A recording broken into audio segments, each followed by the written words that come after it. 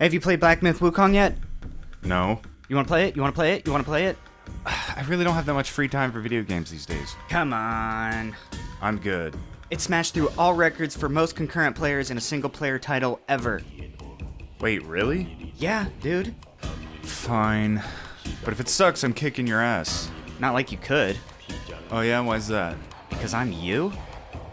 That's a fair point. So Black Myth Wukong is the new game from Game Science. Yeah, never heard of it either. Apparently, it's a Chinese developer that up until now had only been making mobile games, and this is their first AAA title on both console and PC. Which is refreshing to see, honestly. It's good to see the AAA landscape expanding beyond the usual suspects of just the US, Japan, various places in Europe. Which China's been in the gaming market for a while, but not really so much in the high-budget, high-profile titles. But enough about that. So, somewhat begrudgingly, I hopped on Steam, downloaded it, booted it up, and then it froze. Almost immediately.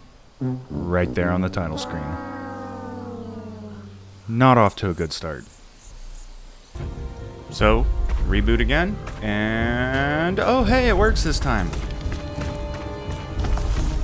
Let's go.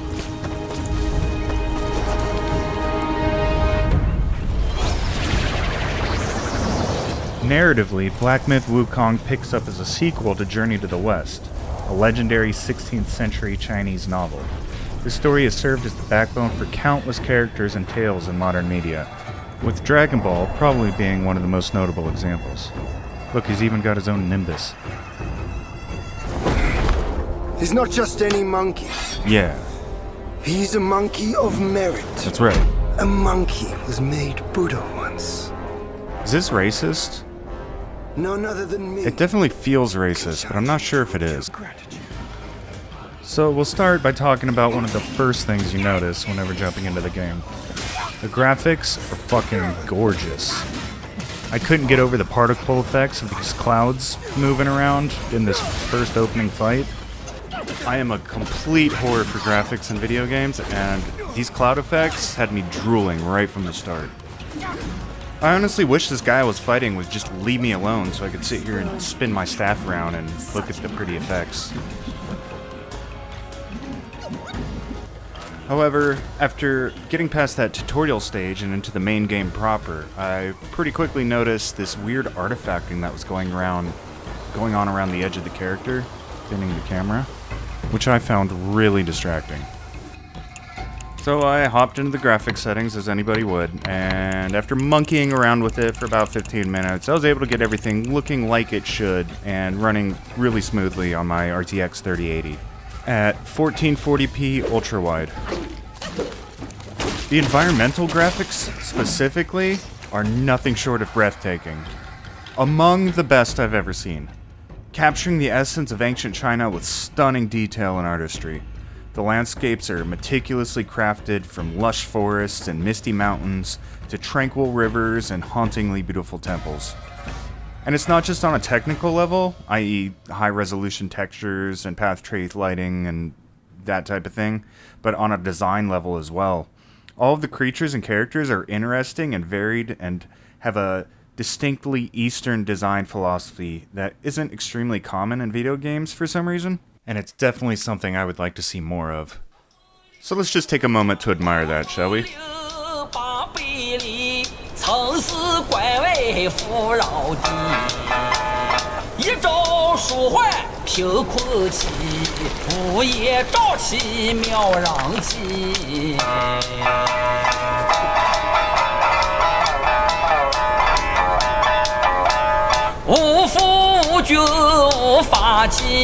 为非作歹有天比，修得大手接佛力，邪佛一死也就齐。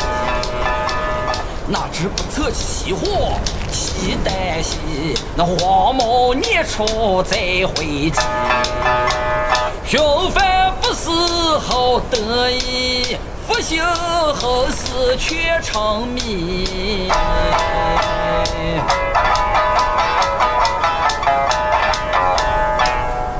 Did I mention the soundtrack was banger? In terms of gameplay, it's a third-person, combat-focused action-adventure with some light RPG elements thrown in there. As if any game like this wouldn't have light RPG elements these days. Level design is linear, that is, with a beginning point and an end point that has to be reached in order to advance, with checkpoints along the way and some deviations to find extra goodies and optional boss encounters here and there. As the game progresses, these become more expansive, and while the game is still linear, and there are still plenty of invisible walls, the environments do become large enough to occasionally leave you saying, "Where the fuck do I go?" Especially since there is no minimap in the game, which makes navigating and making sure you get every item and upgrade more difficult than it needs to be. And on that note, there is no adjustable difficulty setting, and when you first start, this game is fucking hard. If you've just crawled out of Elden Ring or any of the Souls-like games, you'll probably manage just fine. But if you're like me and haven't touched this style of game since, what, Ninja Gaiden 3? Well, brace yourself for a world of pain. Boss fights become a reoccurring death montage as you repeatedly eat dirt. You'll eat dirt so much, you'll start to think that you're becoming part of the landscape. Most mini-bosses can flatten you in 3 hits, making it absolutely essential to nail your dodging skills. And God forbid you take some damage before you get to the boss. The difficulty was so brutal to me at first that it was actually sapping some of the fun out of the game. And I do recognize that this is in part because I've been mostly playing simulation games, RTS, RPGs, things of that nature, for the last decade or more. I mean, I could get through it, but it took so many frustrating attempts to progress that I was just desperate to move on and see the next part of the game. It brought back memories of old NES games where dying over and over again was just an expected part of the grind. God, I thought we'd move past this kind of bullshit. Yet, despite the uphill slog against the dozens and dozens of unforgiving mini-bosses, the challenges never tipped into the realm of unjust torture. I never felt like I was being cheesed, and every defeat I suffered felt well-deserved. Like, yeah, okay, I fucked up. And over time, I did start to catch on.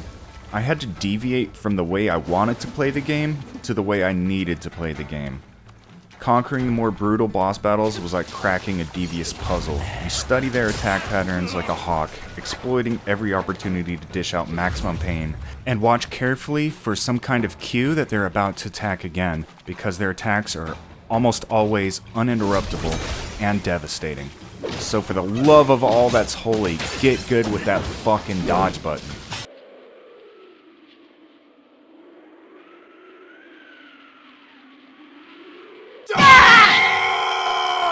The good news is, at least from what I've seen so far, it doesn't continue to get harder.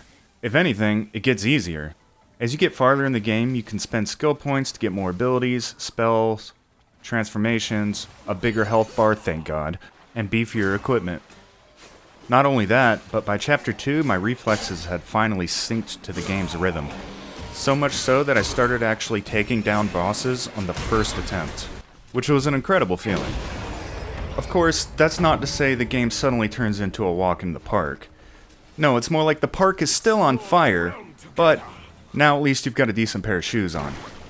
The bosses still hit like freight trains, and the occasional mini-boss can still end you faster than you can hit that YouTube ad skip button.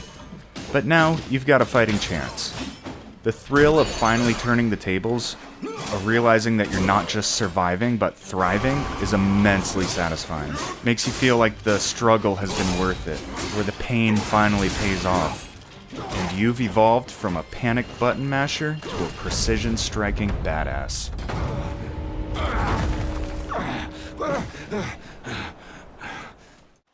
Now comes the part where we unfortunately have to get into some of the negatives.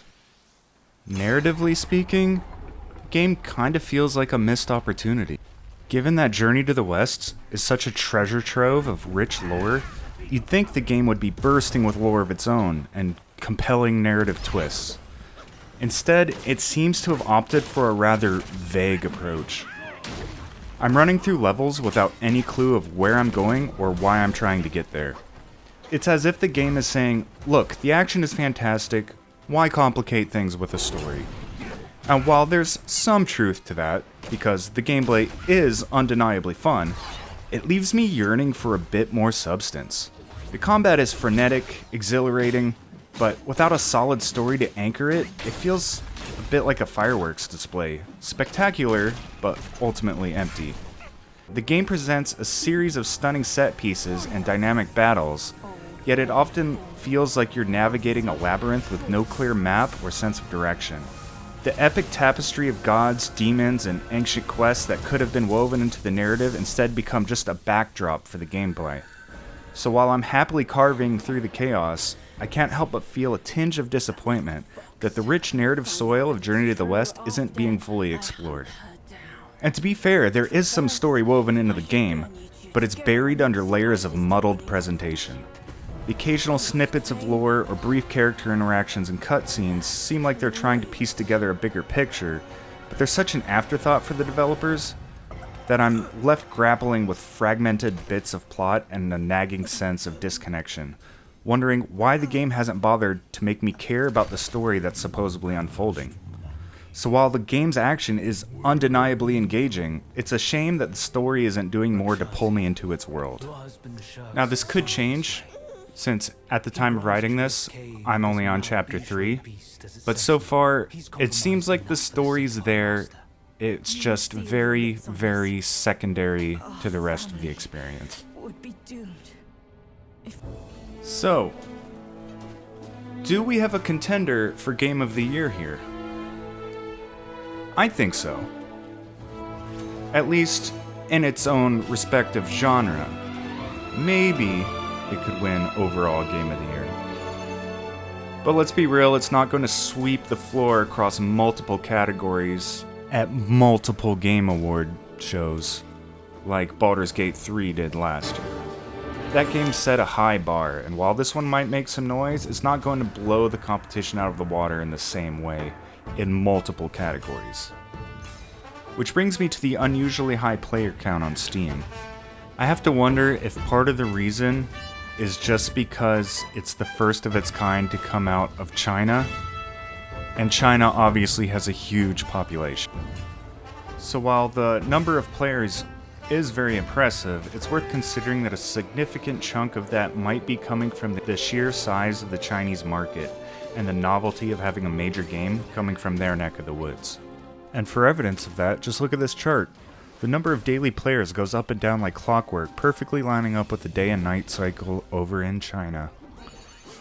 So here's another thing worth mentioning, that really shouldn't be worth mentioning, but that's the world we live in now.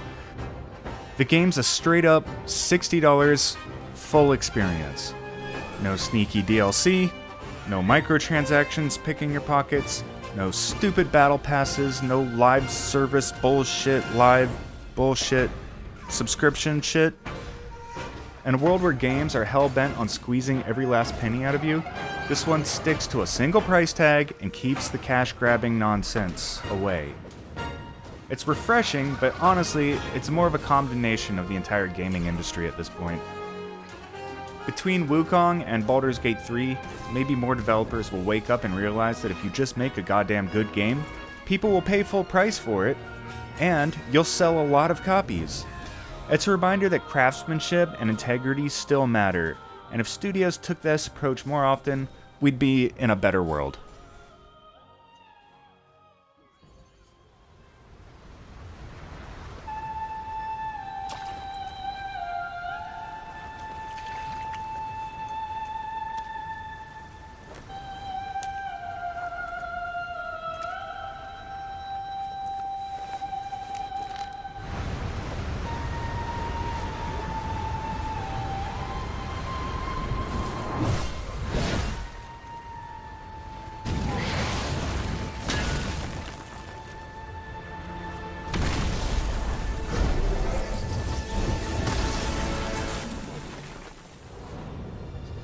Anyway, I'm giving this about an 8.5 out of 10. It's a solid game, worth the price, and the only thing really holding it back was the lack of emphasis on what was happening in the story. Would I recommend it to someone looking for a challenge? Absolutely.